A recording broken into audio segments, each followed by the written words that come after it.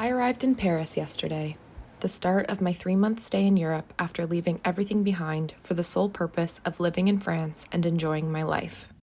I have been riddled with anxiety. Leaving home, saying goodbye to my family and my cat was nearly impossible. I spent the whole day leading up to my departure in tears, terrified that I'd regret this decision and that leaving them would be a huge mistake. On my flight, I was calm, sleeping most of the way after a whirlwind of exhausting emotions, and a little gravel left me for dead. Upon landing, I immediately felt the distance.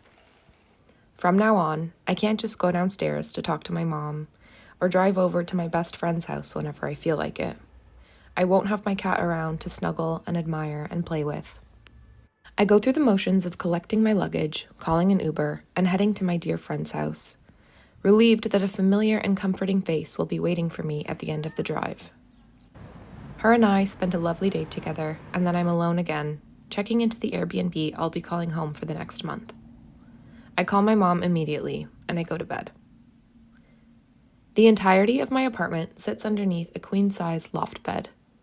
It feels claustrophobic at first, but when I wake up for my first full day and open the windows to let the sunshine in, the claustrophobia gives way to the romantic charm of being in a shoebox Parisian apartment. Who needs space anyway when you're living in a city like this?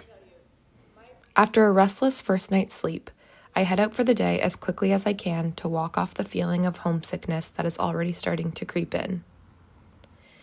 As I wander around my new neighborhood, I let myself feel awestruck by the fact that I'm in Paris and don't need to leave anytime soon. I feel my chest swell with pride and gratitude that I got myself here, to this beautiful, vast, sought-after dream of a city. I've gifted myself an opportunity that I've been wishing for years. If I wasn't me, I'd be jealous of me. All at once, my mind slips away from the present, and I find myself waiting for everyone back home to wake up so that I can feel closer to them than I am. I feel silly. I've achieved this dream, yet all I can seem to think about is what I'm missing. I miss everything, and it's only been one day.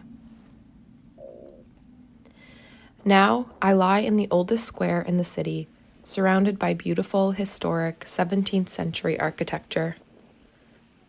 There's a couple on a bench who have gathered an audience while playing the guitar and saxophone, and the sun is warming me up while I lie on the grass next to my friend.